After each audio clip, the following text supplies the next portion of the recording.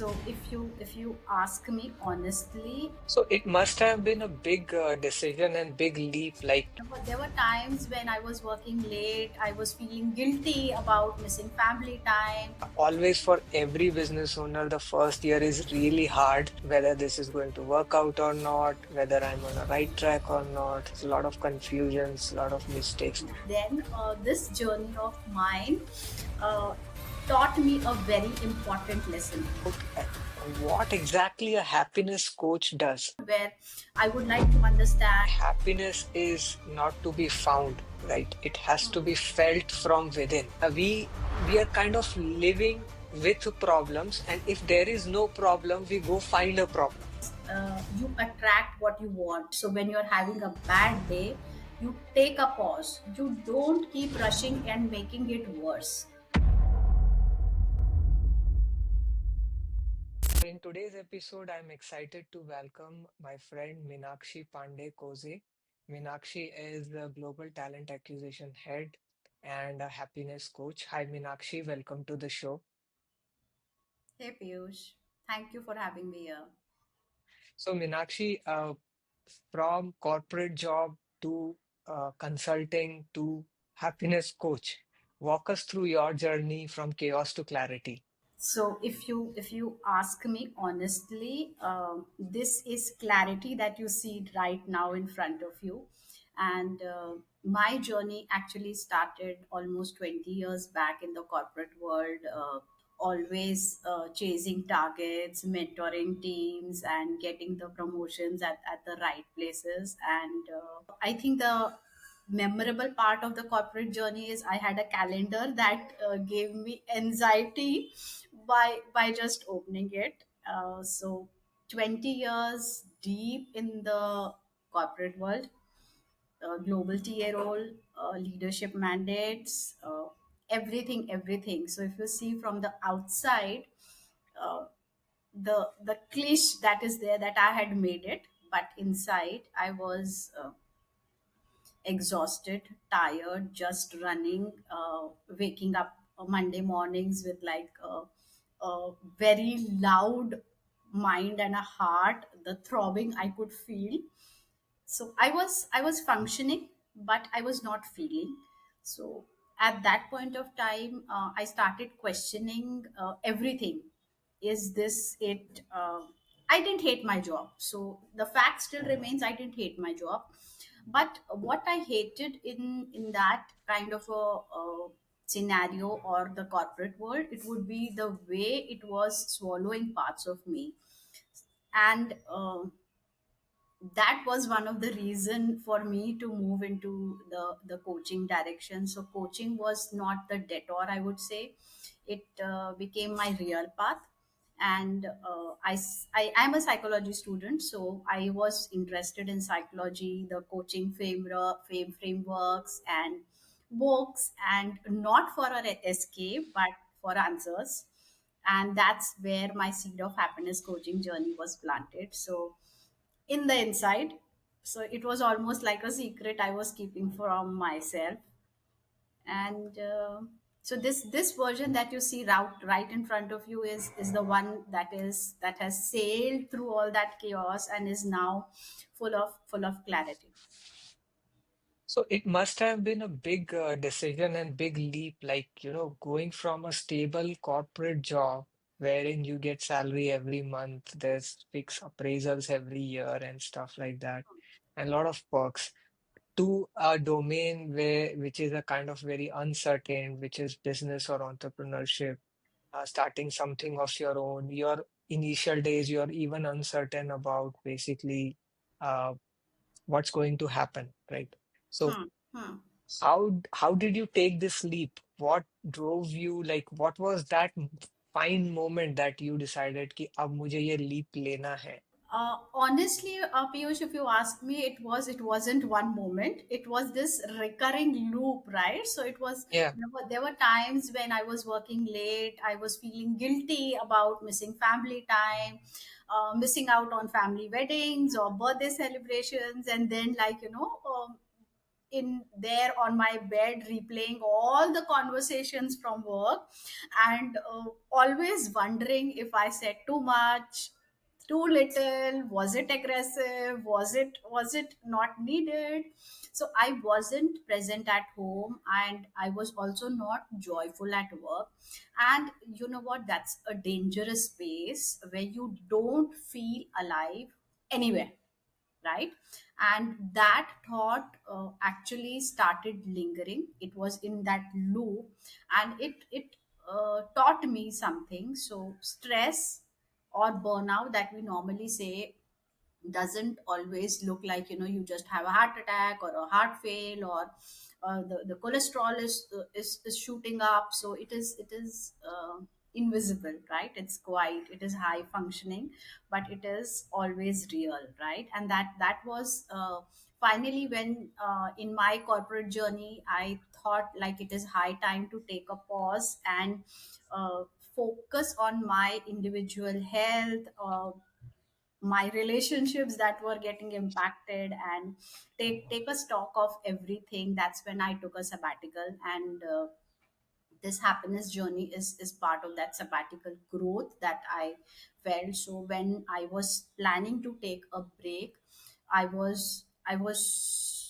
totally in the I would say worst situation of my mental health, bad from a health perspective, everything in chaos. So in my family I had ailing family members. I have a 10-year-old son who was struggling with everything, right? So I was really missing that part of being the caregiver, the mother, and then this corporate hula boo that is there, right? So you are this person who's able to do everything and not say no, but then when you see back, it is complete chaos.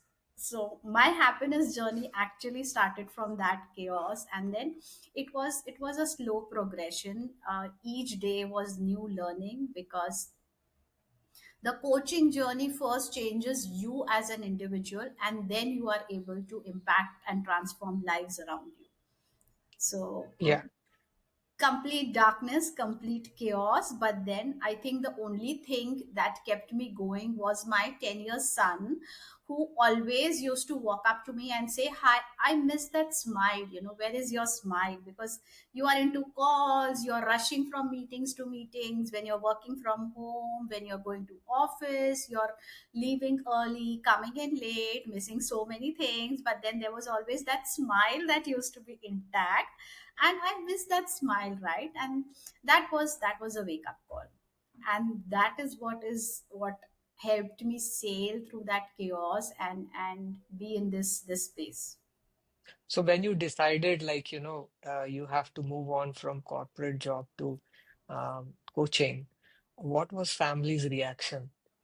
Initially it did take some time for that acceptance to come in, because 20 years career is a long time span, Yeah, and the family also gets used to you being busy always, right? And for me in talent acquisition, it was those number games, right? So anxiety, panic attacks, pressure, challenges, difficult stakeholders, global stakeholders. So everything, like, starting for me, my geography started from Singapore and it ended to Canada, right? So I was like multiple across the time zones. globe, Yeah.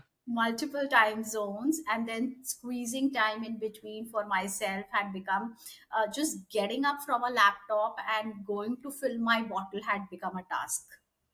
Okay. Okay.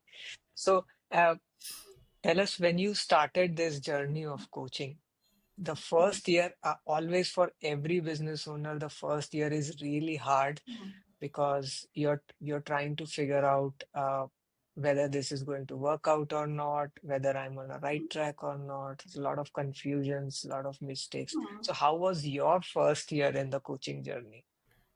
First year, I would say it was a really a mixed kind of a situation for me, because I was used to having a calendar, organized calendar, and like getting just started with my routine day, everything planned. But then this journey of mine uh, taught me a very important lesson of not planning too much, right? But then I would say planning, in the sense, planning is definitely important, but then it also gave me insights like not overcommitting, not being available 24 by 7, and not draining your energy for everything.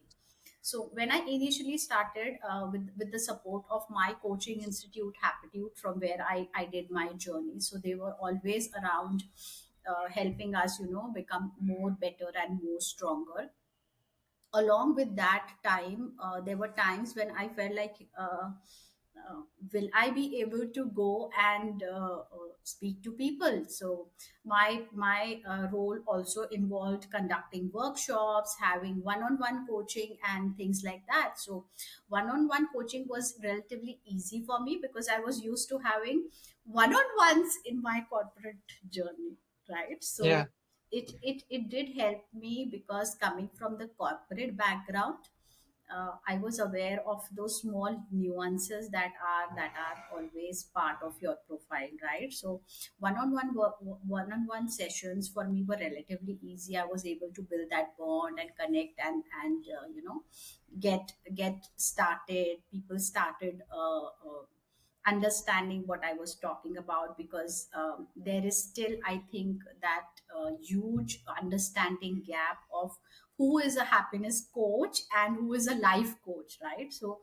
people are not immediately able to understand. So there were times when I had to face a lot of resistance from my own corporate world, that what are you doing? You're supposed to be in the corporate, take care of hiring mandates and stuff like that. Yeah. And this is something that is passion or a hobby, right?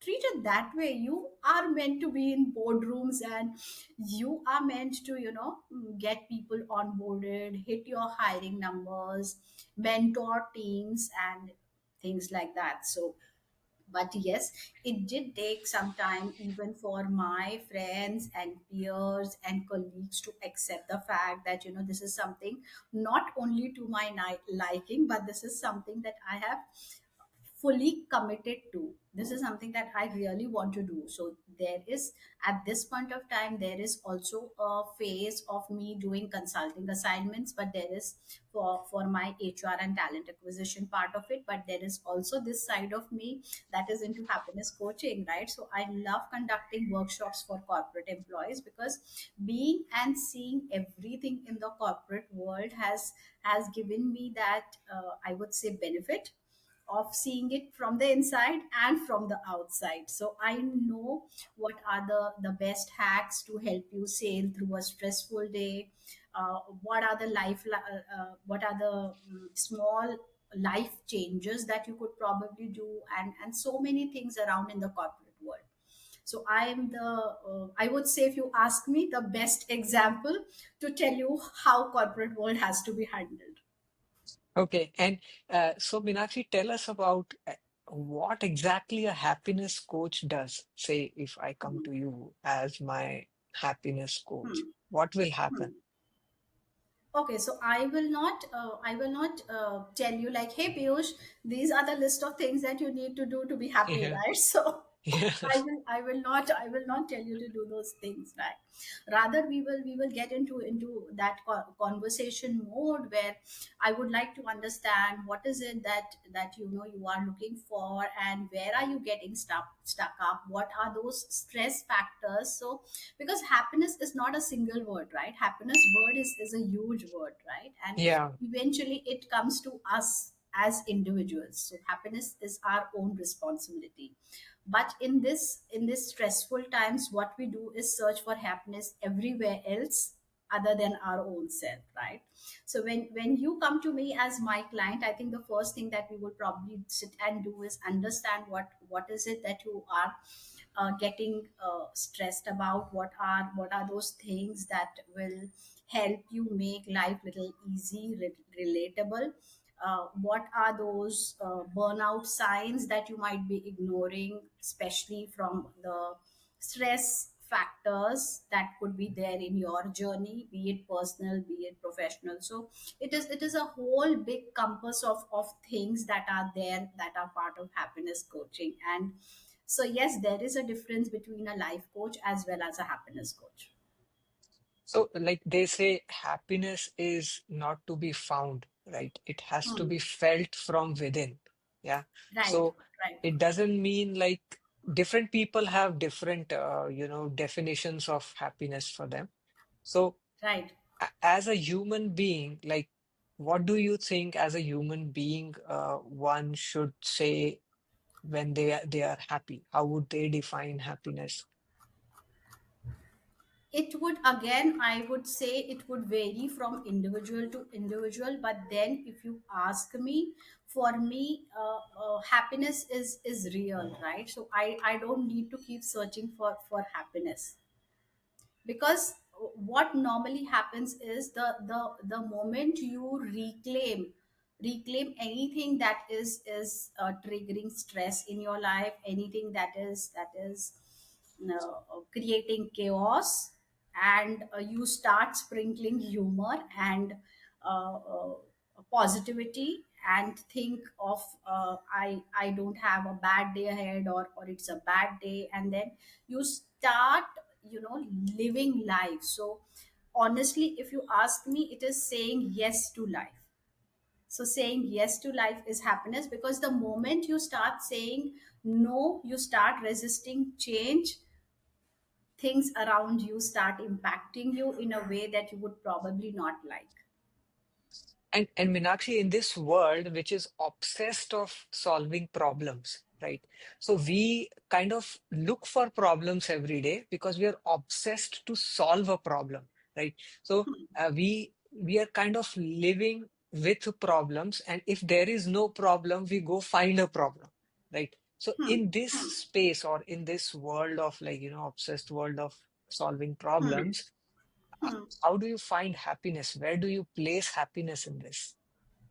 So there is one interesting video I had heard about something known as you attract what you want, right? So we are so used to attracting negativity to ourselves. We are so used to attracting stress to ourselves that if you don't see an escalation coming up in a project, you get anxious, Yeah, right? So there are times when it happens, you say like, अरे सब कुछ कैसे अच्छा हो रहा है, सब कुछ कैसे ठीक है, right? So सब कुछ कैसे ठीक that's है, कुछ तो गलत होना चाहिए. Ha! We are just not used to accepting the fact that it can be a normal day, it can be a normal situation, and it can be a normal routine that is going on, right? So, but what happens is our brain keeps picking up those signals, right? We get addicted to stress. We get addicted to anxiety, and that's when it starts working as that drug for you that you want every day. So Yeah, even if you don't have anything that is going wrong, your brain will start trickling and thinking, uh, have I done something not right, or has something not blown out of the proportion? How is my wife normal today? Has she not blasted my kid or something like that? Or how is my team so silent today? Kuch to bhi gadbad hai, right? So hmm, we are used to addiction. I would say addicted to stress, addicted to anxiety. But then if you say what is, how do we find the peace in that? So it is, peace is always found when you stop resisting things, when you stop resisting that change. So like, why can't we just sit and say yes, right? So okay, so it's a bad day. Yes, it's a bad day. You've tried to do what you could do, but then it's not worked, right? So for me, end of the day, if I have had even a stressful day, but then I am at peace with my own self, it is happiness for me. If and happiness is in those small moments, in those small, I can have the first thing I have is my cup of tea, right? And then perfect, आज की चाय बहुत अच्छी बनी है, right? So the ginger is correct, the sugar is correct, the strongness is there, and this is the kind of tea I like, or this is the kind of coffee, right? The moment you pick that up, take a sip and say that to yourself, your entire day changes. You will notice those small moments of joy that you can start accepting and start noticing them, which we don't notice. They are happiness, right? They are joys. So all everything gets converted into small moments of joys for you, and your day will change. You will notice a way in which you are talking to people, in which you are handling situations. It takes it becomes different. But what happens actually, Meenakshi, is like, if you're having a bad day, you are in the middle of a bad day, and Hmm. you, no matter how much you tell this to yourself that, okay, Hmm. today is a bad day, but I'm happy. Those thoughts about the bad day never go out, right? And those Right. thoughts, like, multiply in your head, right? And Hmm. then they make your day worse. So, uh, dealing with those thoughts in the middle of a bad day or at the end of a bad day is something everybody struggles uh, uh, Hmm. with today, right? So, your advice on that? It is a very simple hack or a tool that I keep suggesting to my clients and everyone around. Very cost effective, it's not costly. It is taking a pause, right? So when you're having a bad day, you take a pause. You don't keep rushing and making it worse. Take a pause, sit somewhere, breathe. So taking a pause and breathing are most free of cost things that any person can do, be it in the corporate world, be it housewives, be it in people in their normal routines also. So taking a pause, when you disconnect all that chain of thoughts, everything, like, I should have said this, it should have been done this way, all those things stop. The moment you take a pause, just get up from that place. Take a pause. Walk up to a window, just stare outside. Have a cup of coffee, but not with your phone around, or everything that's going on in your head, right? So taking a pause and breathing. So even if you observe your breath, right? So the most precious and most free gift that we have is our breath, right? So we keep planning for the next day, we plan for the next week, and everything is planned for, even holidays for the next year, right? But then do we know, are we going to wake up the next day? No, right? So breath is the most important and most I would say underlying important factor in our daily routine. So That's if like you don't have that's a something breath, that's something very simple, but nobody. I mean, we know about it, right? hmm, And we hear about it, we read about it, but we hmm, hardly follow it, right? yes, So that's a beautiful insight. Thank you, Meenakshi. And uh, another thing that people really struggle with is seeing others happy and then comparing and then seeing, okay, that guy is really happy. He too has a very high demanding job or business, but hmm, he's still very happy, right? Why can't I be happy? hmm. So for that, like, what is your advice? That is a comparison that will always come into picture once we are humans. Okay, so by human nature, it will come by default, where that comparison will come, that he or she is better off than me, they have gone miles, I'm still there. But then everybody has their own journey that they need to cover. So once we understand the fact that there is a path that is defined for you, and you are going on the defined path that is there for you, many thoughts that keep coming up get settled.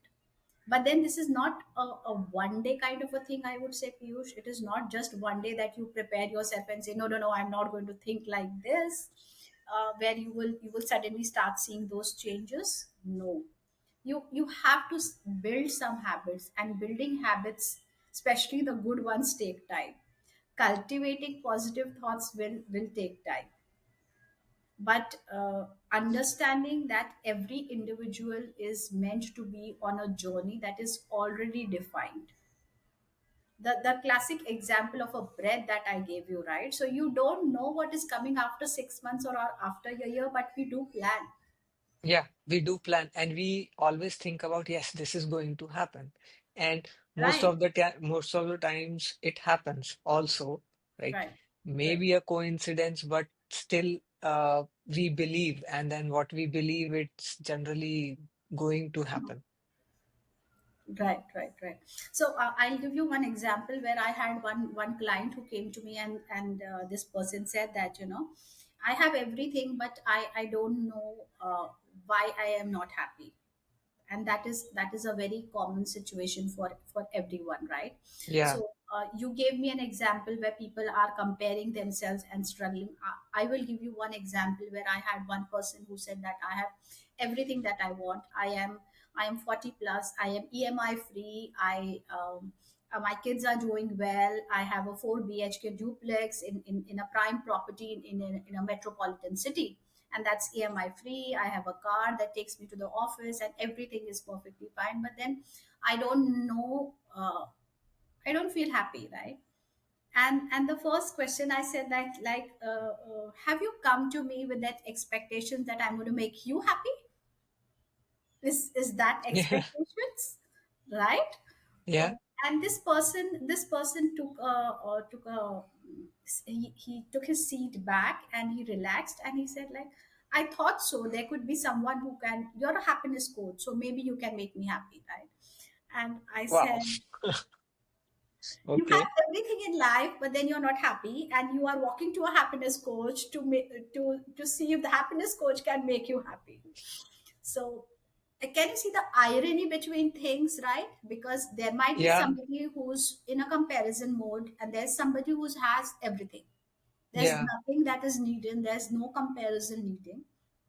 But then the only thing that were missing were identifying what makes you happy, right? So it is not your job, it is not those titles that you get, it is not even money that is there, it will not be your status or anything that will make you have. You must have seen that video of, those kids playing in the rain, right? So people, those kids from a very very very very small place and area, but then, like, they are just getting wet in the rain and enjoying and dancing their heart out, right? In today's times, what we have forgotten is to enjoy those small moments. We've just forgotten. And I asked him, like, hey, when did you go out for a family dinner? And he said, like, it's an empty nest, my kids are out studying, so it's just me and my wife. And I said, so don't you guys talk, and did you not step out for lunches or dinners? And he was like, no, we have a cook who comes home and prepares and does this and this. And then I think the only thing that I suggested was some lifestyle changes. Maybe, like, why don't you get talking? So the first thing that you start your day is with a phone, right? So the first thing is, when you get up, you see your phone. Well, yeah. what are the messages? As if the entire world has fallen if you've not picked up your phone, right? Has the world fallen if you've not picked up your phone? No. Absolutely not. Yeah. The world will still be going at its own pace, irrespective of you picking up the phone or not.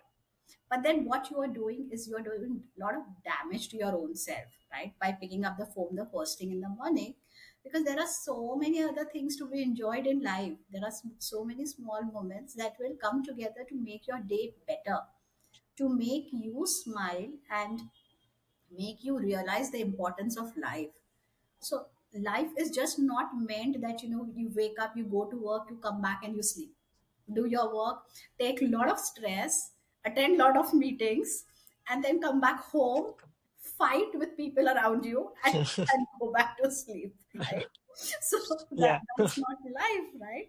So that's not in like these in these truly. in these stressful times, what has happened is we've actually forgotten the value of small moments, small things that bring us joy, small things that actually bring you happiness.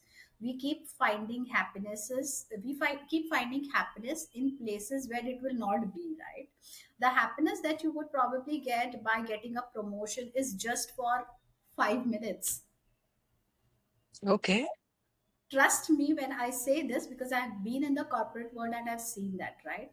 The first 5 minutes is you get all those congratulations, you keep feel very happy that now finally I worked for this, I've got this. And when you're sitting at your place, at your desk, the first thing is the list of email bombarding that comes in with the extra work that comes, right? Yeah, So and promotion, then the you've reality already. hits.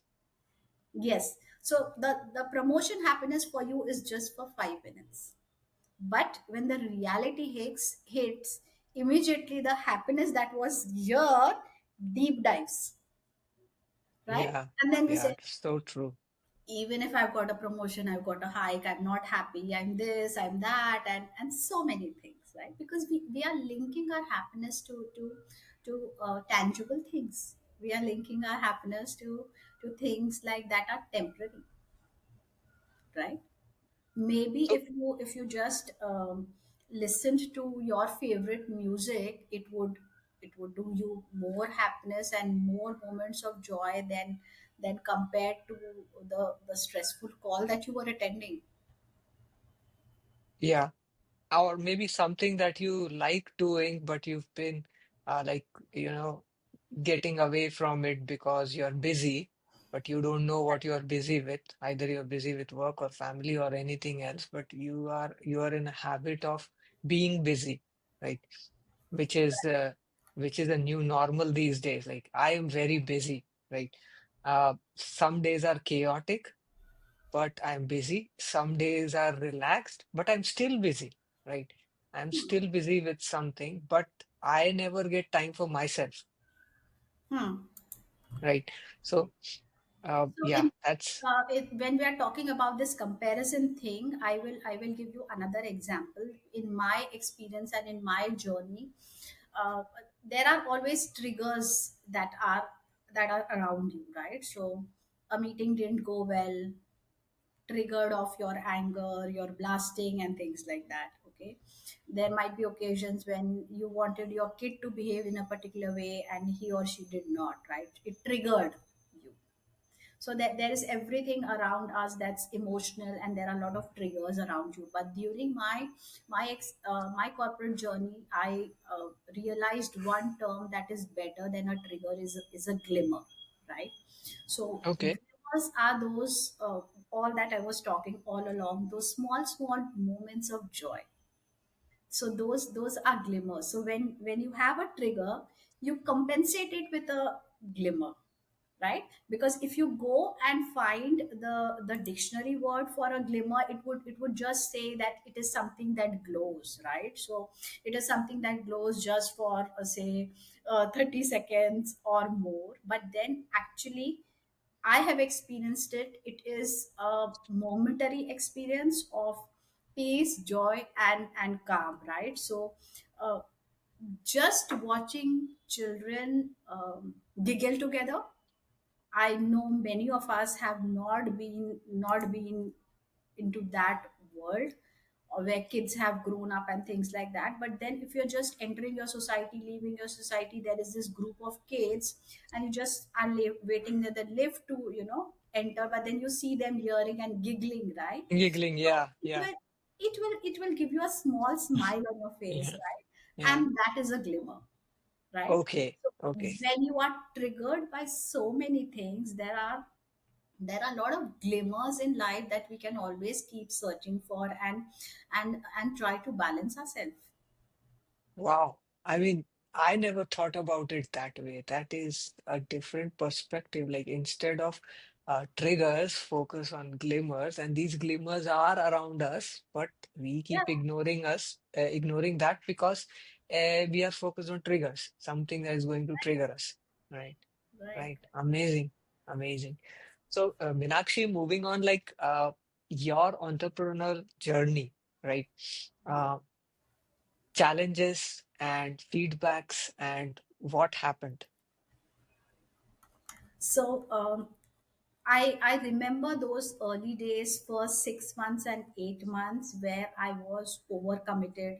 I was saying yes for everything, right? So I was available for a call with anyone who wanted to understand what is happiness coaching, what they will get, like when they are speaking to me and things like that.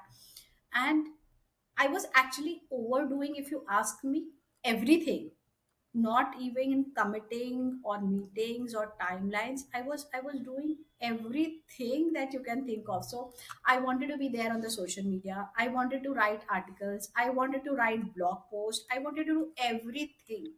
But Yeah, then to be honest, Piyush, you've also been in that part of the journey, and you know it very well, right? So it just cannot be you who's doing everything. So it's yeah, overgiving, overcommitting, overachieving, basically everything, and then being available 24/7, right? There were 7, yeah, times when I was like, wanting to just get on a call because somebody showed interest in what I am doing, and what they are going to be getting in return, and how it is going to be beneficial. And I was just saying yes for everything. I think that was a point when my approach was probably going in the uh, I would not say wrong direction, but not I was not focused on what I was actually wanting to do and trying to do, right? So because entrepreneur journey is 24 by 7, and just overstretching yourself will not take you anywhere, right? So I started getting that feeling that my corporate job was better, right? I was just working for a couple, say, to 8 to 12 hours in a day. I had Saturday Sundays to myself, but then what am I doing yeah, Saturday Sunday? I had to be available for my clients on Saturdays because that is a non-working day, and it's relatively easy for them to sit and have a conversation with me. I was having workshops. I started workshops for the corporate world, and they were like evening hours at times, because it is across the geography, right? So normally evenings are, or sometimes in the morning. So I was just creating a lot of problem areas for myself without actually identifying, is this what I want, or is yeah. this something that is taking me in the right direction? Because what happens is in the Yeah. initial entrepreneur journey, uh, you do everything from peon to president, right? So Yes. it's so exciting. It's so exciting that you get involved in everything and then you get used to Right. it. And then you are not able to delegate because then your head goes everywhere, right? Even if you have a team, Yes. you're still Yes. involved in small decisions. That I feel Right. happens with everyone Yes, initially. absolutely, absolutely. And coming to the turning point that you just were speaking about, so I think a very powerful turning point came when one of my client gave me a feedback that you are not just helping me think better, you help me feel safe. So I feel safe to share. I feel safe to even feel. And that sentence shook me, right? So that was a time when I realized that my coaching was not about giving answers. It was more about creating emotional safety.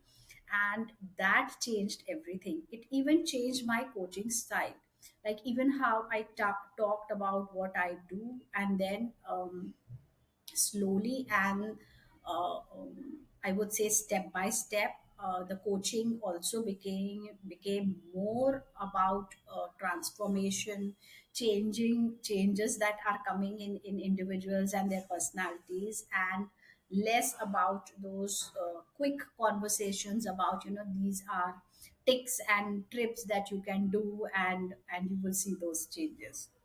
So yes, it was a very good sign for me. That compliment actually changed, that feedback actually changed the way I was doing things at my end. And Minakshi, like after struggling with so much of, doing everything by yourself, what type of Right. systems or processes you have built within your organization, your business, that helps you in day to day? Okay, so if you ask me systems and processes, I would say like I am a very tech focused person. So for me, it is automation is the buzzword. So I would not prefer having my calendar disorganized, or I would not prefer having to spend time thinking about what needs to be said, what does not need to be said. So for me, it is really important to be more organized. I know it is probably the corporate world that has come into even the coaching part of it, but there are a lot of things that I've realized that I there are some things that I cannot do individually myself. Right, I need to have a group of people with me, or not even a group of people. I need to have some strong allies with me. Right, so there are times when you are thinking something, and it is always good to discuss it with people, right? There have been occasions when I've just woken up my husband in the middle of the night, and I said, like, this is something that I think I should be doing. And he's like, why don't you go off to sleep and think think better in the morning? But yes, I have started organizing myself better. So my calendar is organized where I want to have my workshops in terms of my commitments to my clients, so availability on Saturdays, Sundays, and ensuring that it is more. I use a lot of Gemini to take notes, and I've just done away with all the routine work. So I used to sit and scribble notes, and I used to take notes for my better understanding, to give suggestions to my clients of how they can change or do things better in a better way. So all that notes taking and stuff like that, so I've just left it to AI to take care of it. So I have my complete focus is on what the person is talking, and not focusing on I need to make notes about it, right? And then Yeah. those notes have actually helped me in taking a lot of strategy based decisions, especially from uh, personality transformations, giving insights, and for my own learning. Wow. So organizing your calendar using AI for mundane tasks, right, saves Yes. you a lot of time these days. Yes. And how is your day these days compared to the corporate, world when you were in a corporate job? Right. So I am also into a consulting assignment. So I try to divide my time between my consulting assignment as well as my happiness coaching journey. So there, my availability for my clients is on the weekends, and evening hours is what is preferred by many people. But during the day, it is more about the consulting assignments that I want to complete. But apart from that, I think there's a lot of energy and focus that goes out into, like, I do write on LinkedIn. I have a weekly, or I would say monthly series on a particular topic that goes out on LinkedIn. There are many people who reach out to me from the corporate world, and even be it a third degree connection, something like that, and just say, hey, this was really helpful, or this helped me on my bad day, and I feel good about it, right? So There are a lot of things, especially my the writing part of it that I want to do, and anything that I want to communicate, especially on social media, I try to ensure I do it in the early hours. It is important that each individual identifies when their energy peaks, right? So there are three times in the day, so it's morning, afternoon, and evening times when each individual's energy levels are at the peak, and that is the best time for you to focus it on creative and consultative activities. So yes, definitely, I'm a morning person, so for me it is my morning hours are very precious for me to brainstorm and strategize and think about a lot of things. And how is family feeling now compared to before when you were like super busy and missing out things, and now that you are available, ऐसा तो नहीं हो गया कि आप over available हो गए और उनको अब लग रहा है पहले ही ठीक था? No, no, no. So what I am trying to do is ensure that I am available for the family also, and especially for my 10-year-old, because moms are their buddies for sons, right? Daughters are more aligned to fathers, but Others. for sons it's more of the, the mother being around. And I realized that very early when my son was born.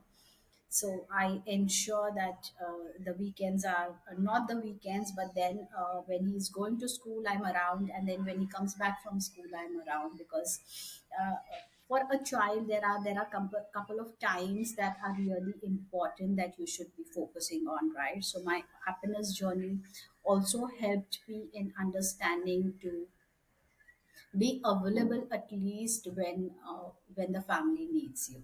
So I ensure not to have my phone around with me.